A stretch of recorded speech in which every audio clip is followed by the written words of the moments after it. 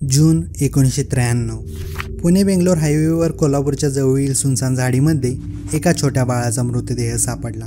Police तपासादरम्यान माहिती झालं की तो मृतदेह जवळपास 1 वर्षाच्या बंटीचा होता, जो मागील 1 महिन्यापासून घरातून गायब होता।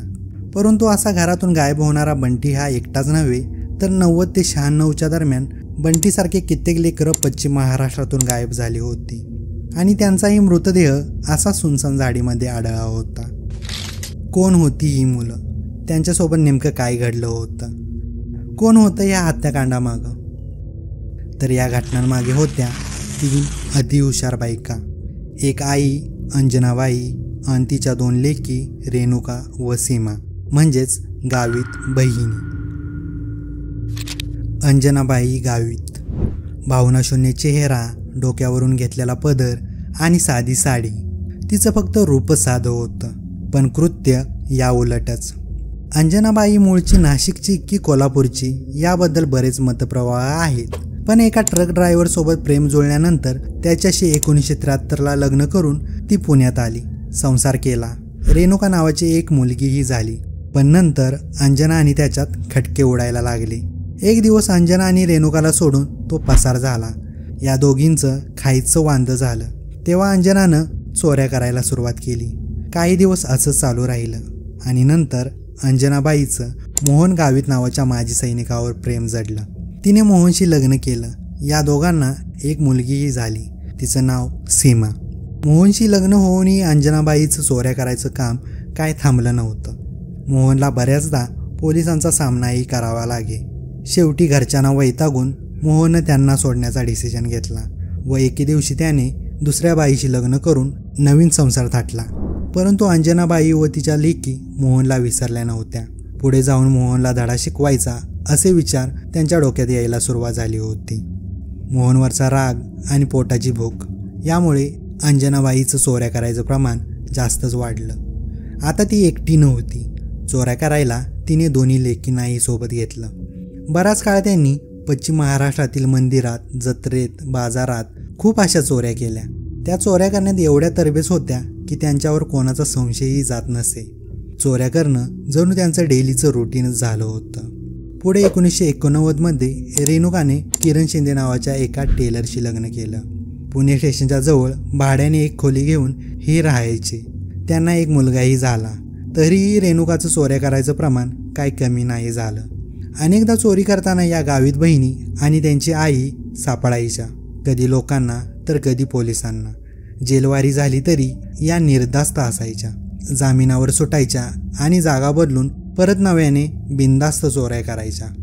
परंतु 1990चा उन्हाळी कालावधी जसा सुरू झाला तसा या गावित मायलेकींच्या पापाचा गाडा दुथडी भरून वाहू लागला। 1990चा एप्रिल महिना चालू होता। या महिन्यात रेणुका, सीमा, किरण व त्यांचा वर्षभराचा मुलगा आशिष हे सगळे मिळून पुण्यातील चतुश्रृंगी देवीच्या मंदिरात दर्शनासाठी गेले। मंदिरात नेहमीपेक्षा गर्दी जास्तच होती। याच गर्दीचा फायदा घेऊन रेणुकानं एका व्यक्तीचं पाकीट मारण्याचा प्रयत्न केला, पण नेमका तो प्रयत्न फसला आणि ती जागेवर सापडली। लोकांनी तिला घेरलं। पोलिसांना बोलवण्यासाठी लोकांची धडपडही सुरू झाली आणि काही क्षणातच रेणुकानं तिच्या कडेवरच्या मुलाला त्या व्यक्तीच्या पायावर सापडलं। एवढ्या लहान वयाच्या मुलाची आई चोरी करेल का? या मुलाकडे तरी बघा, याच्याकडे बघून वाटतंय का मी चोरी केली असेल, असं म्हणत तिने आरडाओरडा केला आणि मुलाच्या रडण्याच्या गोंगाटात रेणुका तिथून पसार झाली। तिच्या चेहऱ्यावर एक वेगळीच खुशी होती, सैतानासारखी। चोरीही केली आणि पकडलीही नाही याची। त्या दिवशी रेणुका आणि सीमाने घडलेली हकीकत अंजनाबाईला सांगितली। लहान मुलं सोबत असलं तर चोरी करूनही सुखरूप निसटता येतं हे त्या मायलेकींना चांगलंच पटलं आणि तिथूनच सुरू झालं 90च्या दशकातलं बाल हत्याकांड। चोरी करण्यासाठी गावित मायलेकी मुलांचं अपहरण करू लागल्या। सातारा, सांगली, कोल्हापूर, पुणे, मुंबई आणि नाशिकसारख्या गर्दीच्या ठिकाणी लहान लहान मुलं गायब होऊ लागली। त्यांचे विक्टीम 1 ते 5 वयोगटातील मुलं मुली असायची, ज्यांचे आई वडील शक्यतो गरीब असायचे। पुढं मुलं अपहरण करण्यासाठी गावित मायलेकींनी कोल्हापूर गाठलं। तिथं एका भिकारी महिलेला फसवून अंजनाबाईनं तिच्या 1.5 वर्षाच्या मुलाला उचलून आणलं आणि त्याचं नाव ठेवलं संतोष। त्यानंतर एका गुन्ह्यात शिक्षा भोगून या तिघी संतोष आणि आशिष सोबत बाहेर पडल्या. याच दरम्यान रेणुकानं आणखीन एका मुलाला जन्म दिला आणि त्याचं नाव ठेवलं किशोर. कोल्हापूरमध्ये महालक्ष्मी मंदिरासमोर या तिघी एकदा चोरी करत होत्या. तेव्हा सीमा सापडली आणि लोकांची गर्दी जमा झाली. अंजनाच्या कडेवर तेव्हा संतोष होता. तिने पुढचा मागचा विचार न करता संतोषला जमिनीवर आपटलं. त्याच्या डोक्याला जखम झाली आणि तो रडायला लागला. त्याचं रडणं ऐकून लोकांचं लक्ष तिकडं वेधलं गेलं आणि सीमा पसार झाली आणि संतोषला घेऊन अंजनाही. त्यांनी थेट कोल्हापूरचं CBS गाठलं. तिथेही मायलेकीने 2,500 ते 3,000ची चोरी केली. पण या सगळ्यात संतोषचं रडणं काय थांबलं नव्हतं. त्याच्या डोक्याला झालेली जखम ही फारच गंभीर होती. तेव्हा अंजनाबाईच्या डोक्यात विचार आला की याचं रडणं जर थांबलं नाही तर पोलीस आपल्याला पकडतील. पण हा विचार काही क्षणच टिकला, कारण संतोष आपल्या काहीच कामाचा नाही. म्हणून तिने पुढच्या क्षणी संतोषचं तोंड दाबलं आणि पूर्ण ताकद लावून त्याचं डोकं समोरच्या लोखंडी पोलवर आपटलं आणि संतोषचं रडणं थांबलं, ते कायमचंच. पुढं किरणनं संतोषचा मृतदेह जवळच असलेल्या एका भंगार रिक्षात ठेवला आणि हे सगळे मिळून तिथून पसार झाले. असाच भयानक किस्सा गौरीचाही होता. जेव्हा गौरी रडायची बंद होत नव्हती तेव्हा 1 वर्षाच्या गौरीला मारून गावीत मायलेकींनी तिचे छोटे छोटे तुकडे केले आणि त्यांना एका पिशवीत घेऊन त्या कोल्हापूरच्या उषा टॉकीज थिएटरला पिक्चर बघायला पोहोचल्या. त्यांनी ती पिशवी त्यांच्या सीट खाली ठेवली आणि पिक्चर पाहून त्या नेहमीसारख्या तिथून पसार झाल्या. आणि अशी सुरू झाली बालहत्यांची मालिका. खरं तर पाकीट मारणाऱ्या गावीत मायलेकी आता निर्भीडपणे मुलं चोरायला लागल्या. मुलं चोरण्यात पुढाकार असायचा तो अंजनाबाईचा. ती मुलं चोरायची रस्त्यावर राहणाऱ्या गरीब महिलांकडून. त्यामुळे मुलं हरवलेली तक्रार फारशी काय व्हायची नाही. आणि इकडे या तिघी मुलांचा सर्रास वापर करायच्या. मुलं पळून जाऊ नये म्हणून त्यांना अर्धपोटी ठेवायच्या. कधी भीक मागायला लावायच्या तर कधी त्यांना चटके द्यायच्या. मुलं जास्तच त्रास द्यायला लागली तर त्या मुलाला चापट्या मारत कधी गळा दाबणे तर कधी फरशी, दगड, खांब, लाकूड किंवा भिंतीवर आपटून आपटून त्या मुलांच्या हत्या करत होत्या. यामध्ये मृतदेहाची विल्हेवाट लावण्यासाठी रेणुकाचा पती किरण शिंदे त्यांना मदत करत होता. 1990 ते 96 या 6 वर्षाच्या काळात गावीत मायलेकींनी 1 नाही 2 नाही तर तब्बल 43 लेकरांचं अपहरण केलं होतं. मुलं गायब व्हायची, तक्रारही व्हायची, पोलीस तपासही करायचे, परंतु एकही क्लू काही सापडायचा नाही. या गावीत मायलेकी एवढ्या हुशार होत्या की कोणालाच त्यांच्यावर संशय यायचा नाही. मुलं चोरण्यात तरबेज झालेल्या गावीत मायलेकींचा गुन्हा किती काळ लपून राहणार होता. एक ना एक दिवस त्याची वाट पेटणारच होती आणि झालंही तसंच. 1996 मध्ये या तिघी नाशिकला पोहोचल्या. तिथे त्यांना दिसला सीमाचा सक्का बाप अन अंजनाचा दुसरा नवरा मोहन गावीत. मोहन त्याची दुसरी बायको प्रतिभा अन मुलगी क्रांतीसोबत होता. सीमा आणि रेणुकाला वाटत होतं की याच प्रतिभामुळे आईच्या संसारात विष तयार झालं, म्हणून तिला अद्दल घडवण्यासाठी गावीत बहिणी अंजनासोबत मोहनकडे राहायला गेल्या. त्यांचा विश्वास जिंकला आणि काही दिवसांनी निघूनही गेल्या. पण जाता जाता मोहनच्या 9 वर्षाच्या मुलीला क्रांतीलाही घेऊन गेल्या. तिचं अपहरण करून तिला पुण्यात आणलं आणि तिचा शांत डोक्याने जीव घेतला. क्रांतीला मारूनही गावीत बहिणींचा बापावरचा राग काय कमी झाला नव्हता. त्यांनी आणखी एक धाडसी प्रयत्न केला. त्या पुन्हा नाशिकला पोहोचल्या मोहन आणि प्रतिभाच्या लहान मुलीला किडनॅप करण्यासाठी. पण प्रतिभाने पोलिसांजवळ या तिघींबद्दल संशय व्यक्त केला होता.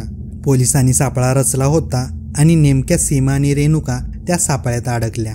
पोलिसांनी त्यांना ताब्यात घेतलं आणि चौकशीत त्यांनी आपल्या आईच्या सांगण्यावरून क्रांतीची हत्या करून पुण्याच्या उसाच्या फडात तिचा मृतदेह टाकल्याचं कबूल केलं. पोलिसांना फक्त एकाच गुन्ह्याचा शोध लागला होता.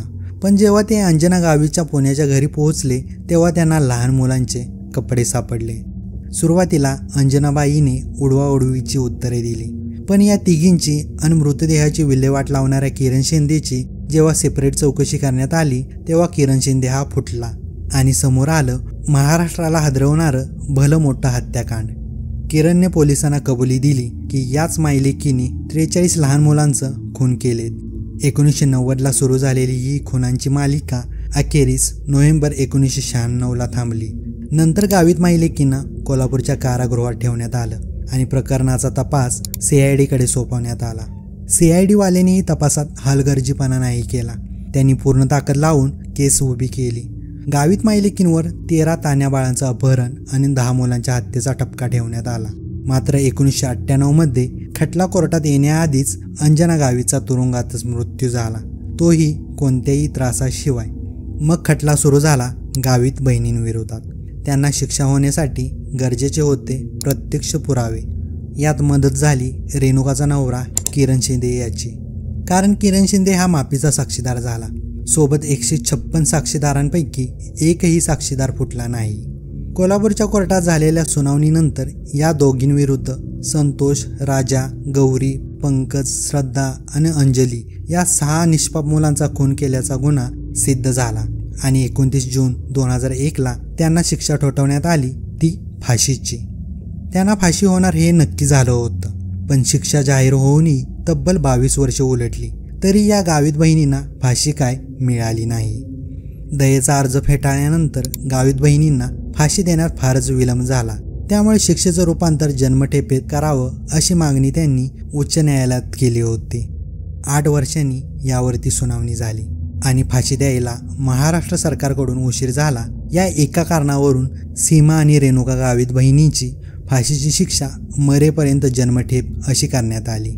सध्या या दोघीही पुण्याच्या येरवडा जेलमध्ये आहेत, ज्यांनी कित्येक निष्पाप मुलांना काहीही कारण नसताना अत्यंत क्रूरपणे मारलं. त्या गावित बहिणी आत्ता मृत्यूची वाट बघतायत, तोही नैसर्गिक मृत्यूची. तर तुम्हाला काय वाटतं या केसबद्दल? गावित बहिणीची फाशीची शिक्षा विलंब होऊन रद्द झाली ते बरोबर की चुकीचं? सोबत किरण शिंदेही या घटनांमध्ये भागीदार होताच की. मृतदेहाची विल्हेवाट लावण्यासाठी त्याचा पुढाकार असायचा, मग फक्त माफीचा साक्षीदार झाल्यामुळे त्याची सुटका करण्यात आली, तेही कोणत्याही शिक्षेशिवाय. ते बरोबर की चुकीचं? याबद्दल तुमचं मत नक्की कळवा. भेटू पुढच्या व्हिडिओमध्ये. तोपर्यंत व्हिडिओला लाईक आणि चॅनलला सबस्क्राईब करायला विसरू नका.